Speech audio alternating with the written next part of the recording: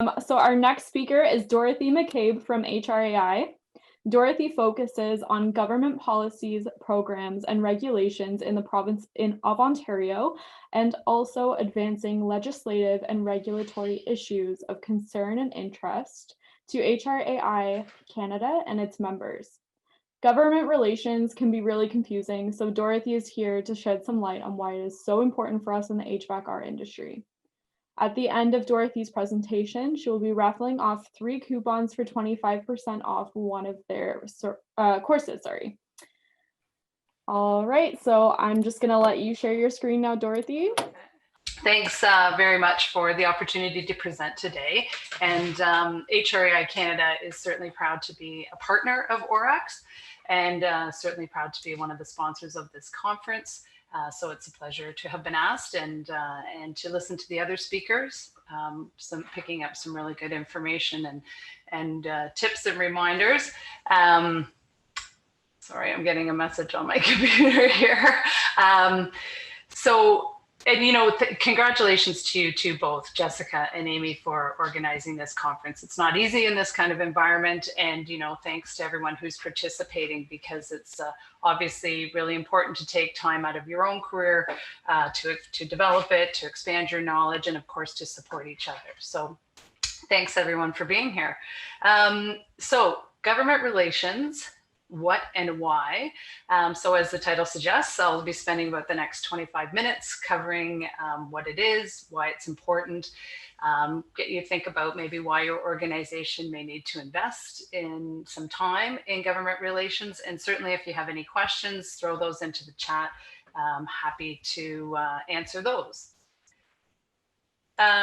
So as the little intro stated, government sort of in general can be very confusing. It's big, it's complex. So don't feel badly that it may be confusing and a bit of a mystery to lots and lots of people, regardless of their level of sophistication or their role with companies or organizations or just as citizens in a community. It is a bit of a mystery. And some of that is because it's multi-layered.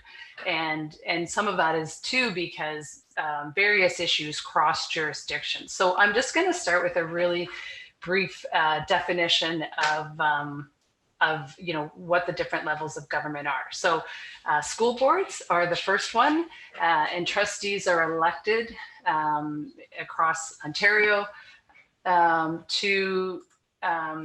and they govern the local education system, provide some governance and citizen input into the education system.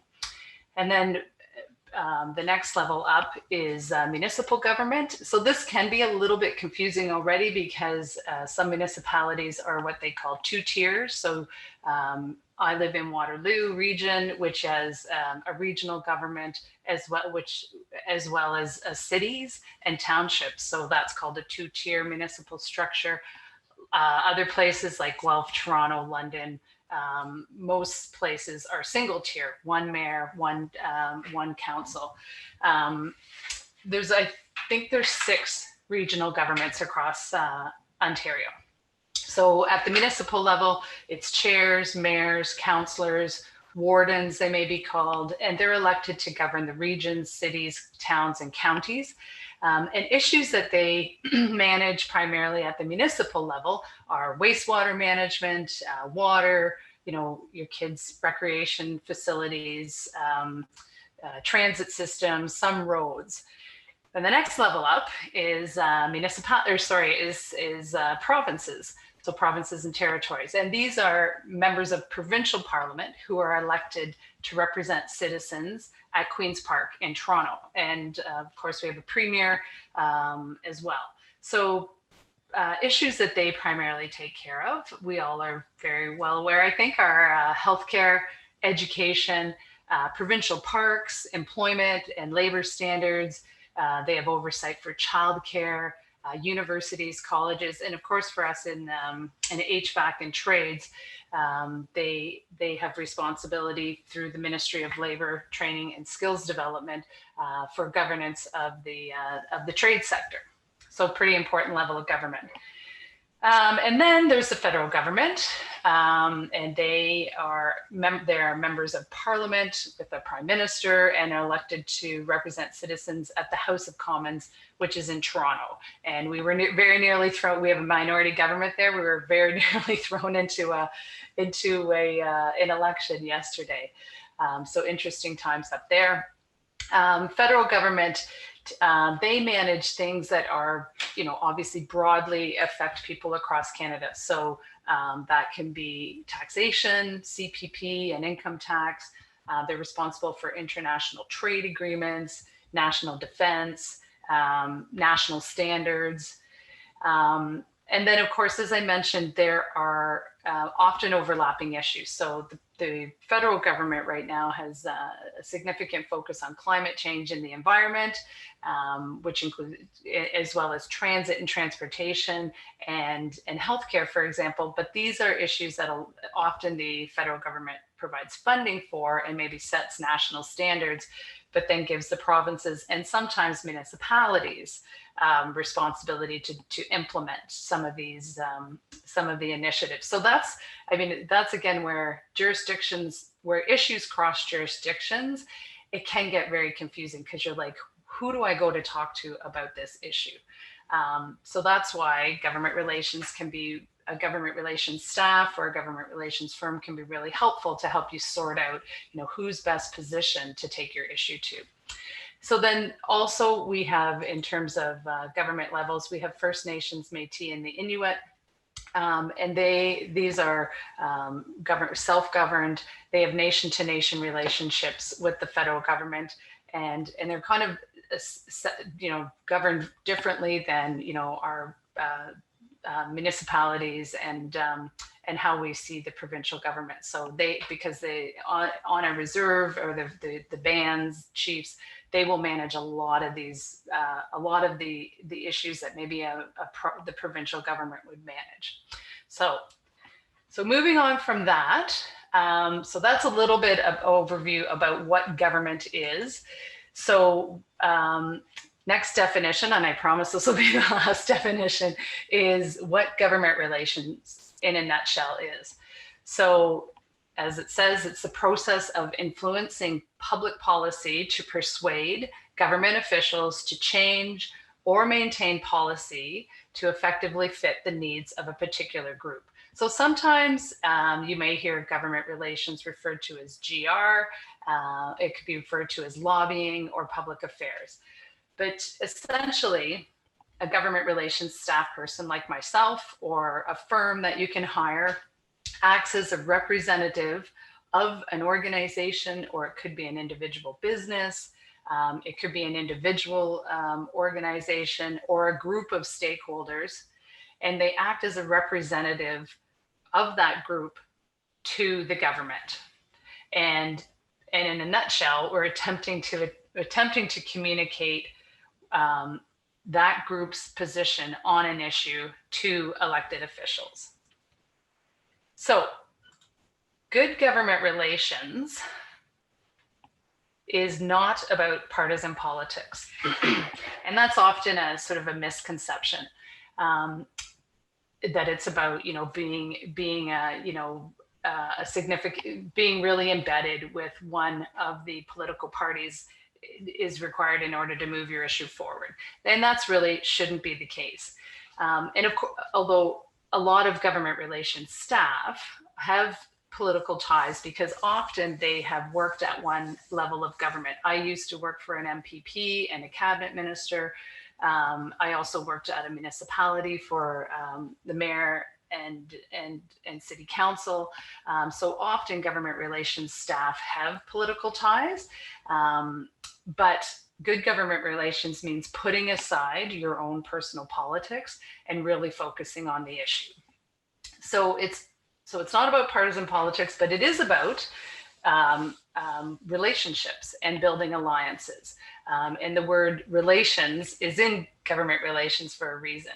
So effective public government relations really has nothing to do with influence peddling or partisanship. And sometimes it has had a bit of a bad name because of that. But as I said, this is about building relationships. And it's relationships that are built on trust and mutual respect, and really focused on finding solutions around a public policy issue, and trying to figure out how you can work together to move an issue forward. So this is an entirely legitimate activity in a democratic society. Again, sometimes it's had a bit of a bad name because you kind of have this image of like the slick GR person. Definitely, that's not my style. But in a democracy like this, this is very common practice for lots of businesses, community organizations, environmental groups, you name it. Across Canada, there's about 170,000 associations. Not all of them are engaging in government relations activities. But the important thing about organizations or companies that do engage in government relations is that it's done in a very open and transparent fashion. So for example, because HRAI is, I'm employed by them to lobby the provincial government. And we also have someone on staff who primarily focuses on the federal government. We need to register, we need to register as lobbyists at both the federal and the provincial level of governments. So that's an important thing to keep in mind as well. Another thing about good government relations is that it's about understanding the landscape in which you're working. So what I mean by that is that you really need to do a scan of the environment and understand what is happening with government. What is the government's priorities, and what are they preoccupied with at the moment? Because obviously events happen and they can shift the government's attention from what their key priorities were to having to deal with the issue of the day. And certainly COVID has demonstrated that very clearly. But you need to be aware of what's happening and then think about, the timing of your request and where or how it fits into their agenda. So the other thing on good government about what good government relations is about is that it's about communicating effectively. And this is really critical. This is about how do you tell your story and how do you make your ask really clearly and effectively, not only just to the elected officials and their staff, but to your stakeholders and to the media or to others whom your members, of course, whom you're connecting with. And I mean, because government relations and making these requests, like these are not one-off requests. These are things that take time. I mean, it's like any relationship, it takes time to build, and time to build that trust, and time to build the relationship. Communicating effectively is really critically important because, like I said, it's not a one-time ask. You need to be consistent over time. And I just, at its essence, it's just critically important to think about that part about the government relations aspect. So in 4 words, at its very essence, what government relations is, if you boil it right down, it's getting government to act. Sounds really, really simple, but of course it's not. So what are we getting them to act to do?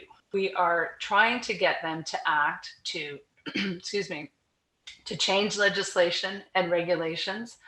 We're trying to get them to act to create new legislation or regulations, or we're trying to get them to act to end legislation and regulations.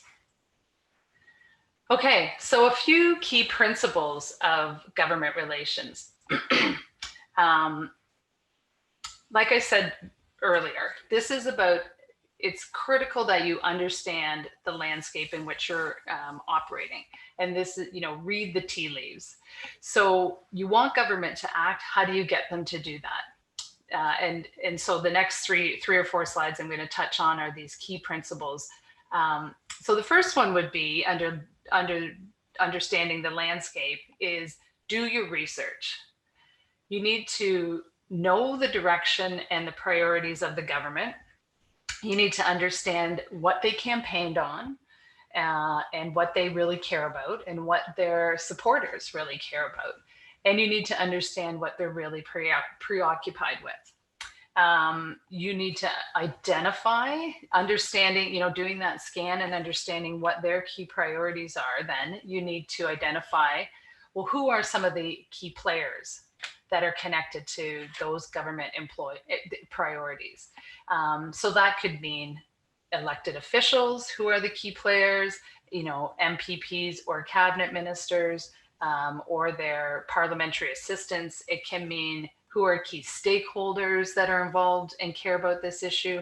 It can be the bureaucrats, who are obviously very influential as well. Who are the key people connected to that issue? So timing with this is also really, really important. You don't want to be trying to bring an issue forward,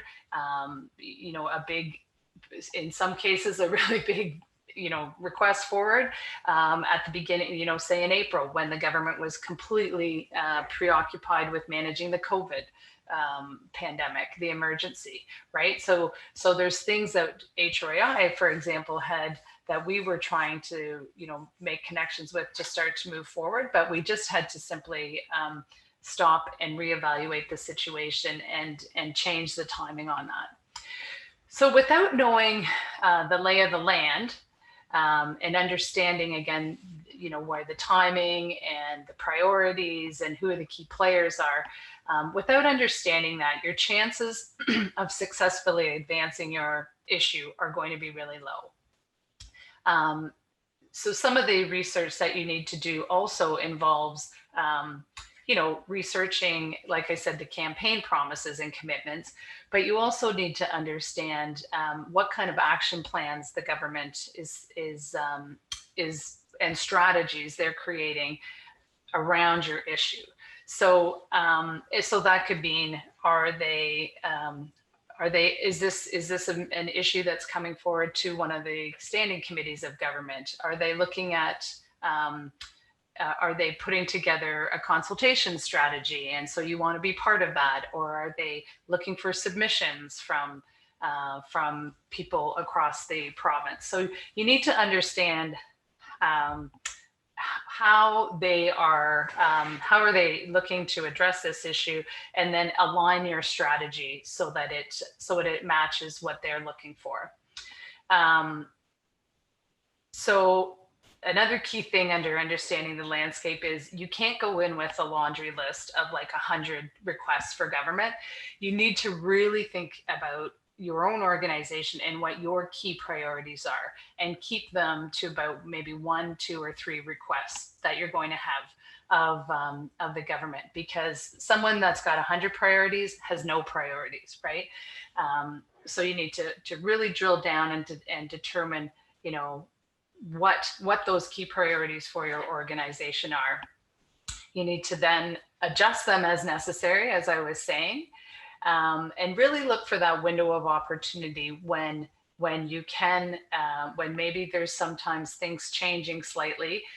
For example, the government towards the end of mid-summer started to kind of refocus themselves. They got through that emergency of COVID and start to refocus themselves and start to think about the rest of the legislative agenda. So then that's the opportunity to say, okay, I can go back in now and start to talk to them about my issue.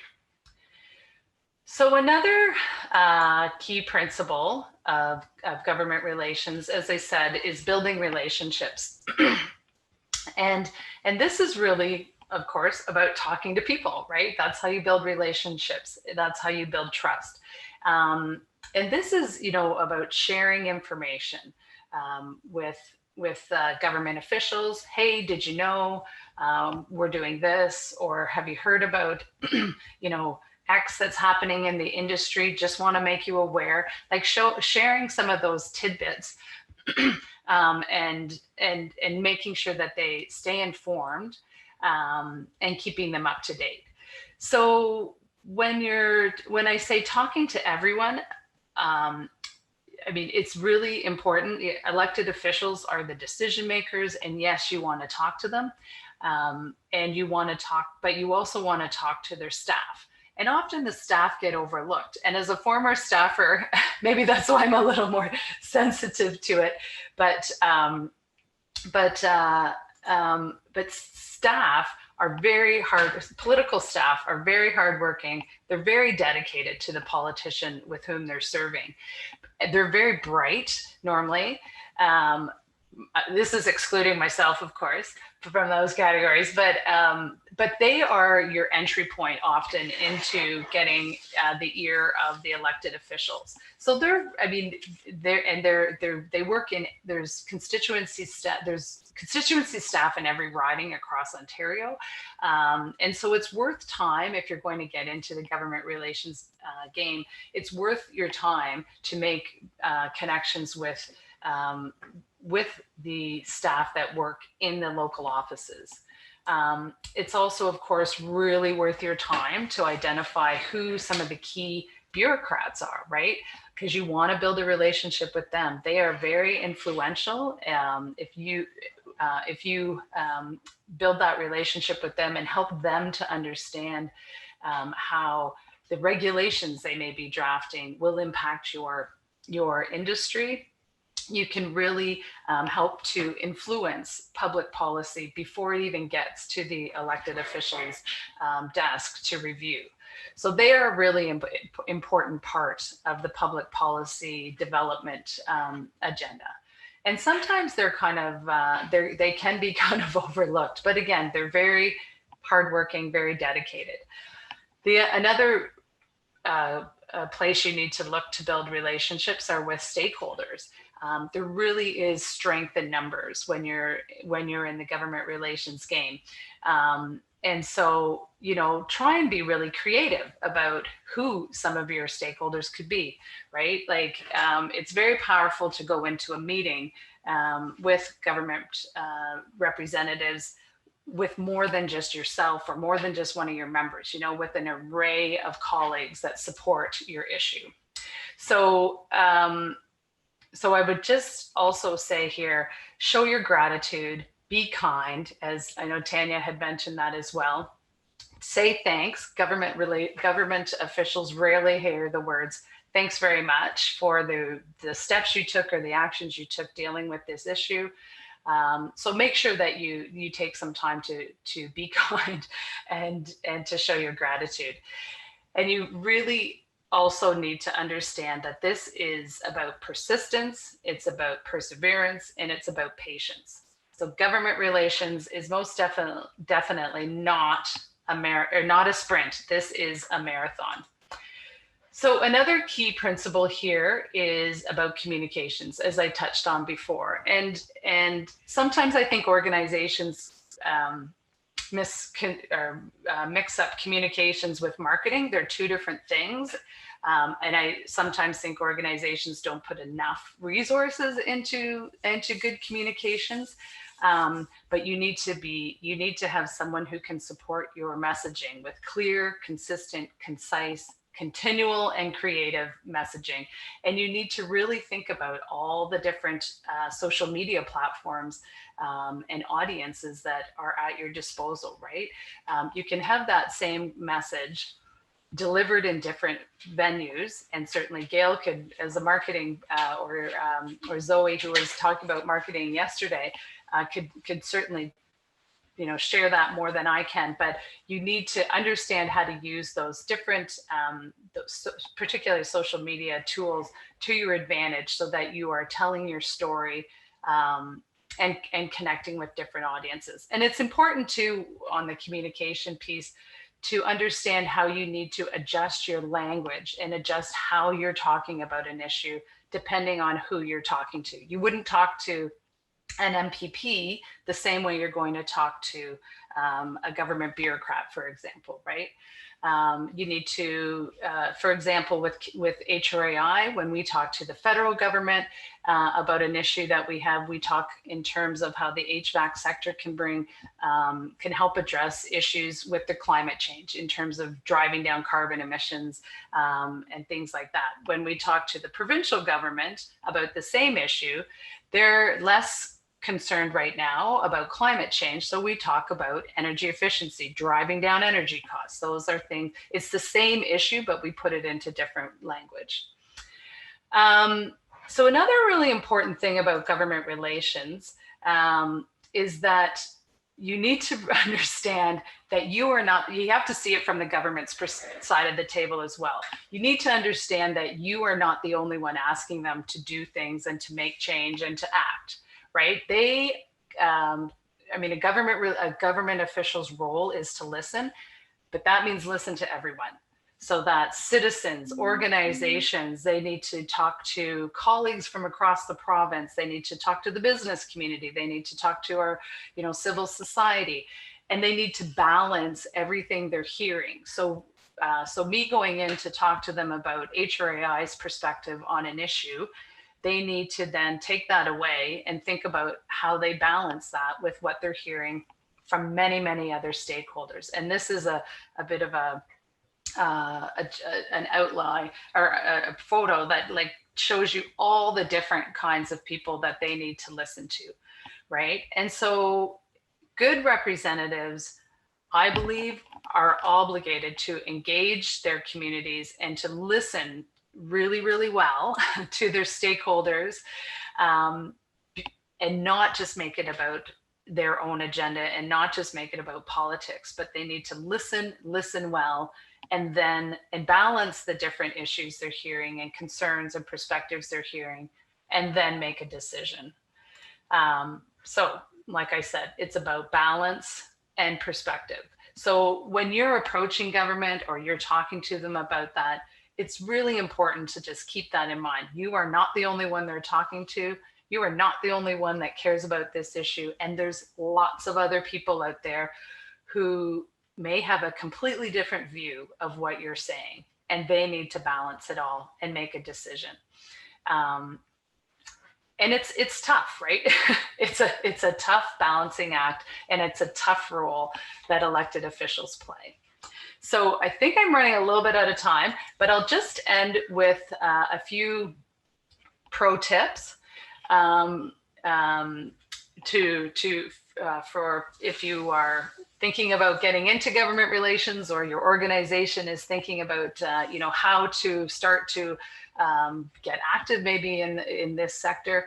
Some pro tips: talk, of course, to the elected officials. Talk to them from every party. Somebody who's not in office today, after the next election, they very well might be in office. So talk to people from across all the different parties. Again, this is not about partisanship. Talk to their staff. They can be very influential. Talk to the public servants. You don't want to surprise anybody in this, right? So certainly make sure you're talking to public servants about your issue. You got to be persistent. You got to be consistent. You got to do your research. You have to communicate clearly, effectively, and continually. And again, across all kinds of platforms. And you need to adjust your message as necessary, right? Again, timing's important, understanding the landscape's important, and knowing when to kind of make your move is really critical. Keep your requests, short, 1, 2, or 3. Do not go in with a laundry list. No one's going to listen. And always remember, this is a marathon, not a sprint. It can take time, right? So that brings me to the end of my presentation. I hope that was helpful for you. I hope that gives you a sense of what it is, why it's important to do this. I mean, government, as I said, government's role is to listen to people in civil society and business communities, organizations across the province.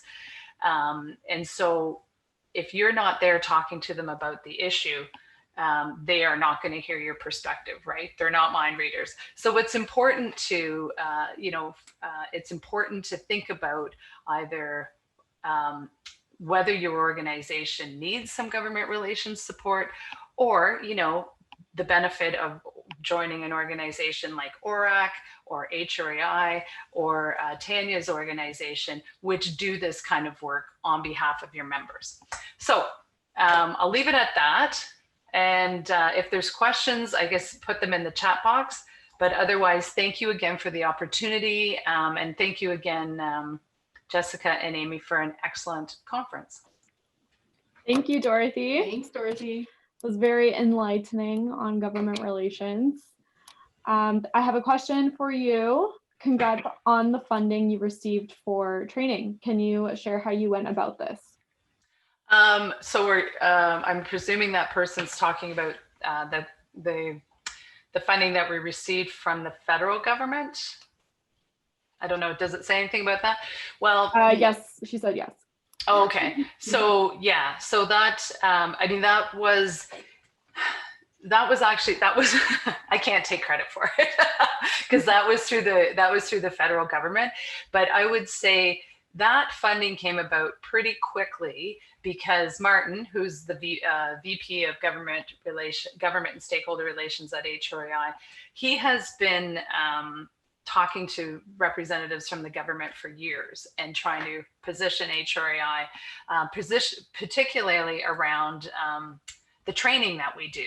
So, so he has been very active, and HRAI has been very active up on Parliament Hill, and we, building relationships with a number of, in this case, it was bureaucrats at the NRCan, Natural Resources Canada, where because they knew him, he'd been on committees and things like that for a number of years, he was a trusted stakeholder.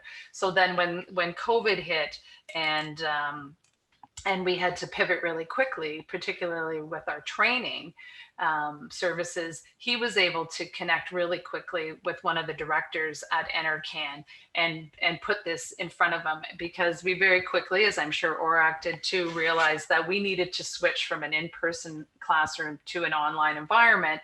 And so, yeah, that really was the result of, as I said, good relationships that had been built over time, and then seeing that opportunity, that window of opportunity to act and to go in with a really clear request, which was, people are sitting at home, not able to access, when the work world shut down, this is the perfect time to provide some training. So help us do that and help us make people productive even in the shutdown. So, yeah, so it was a really quick turnaround on that.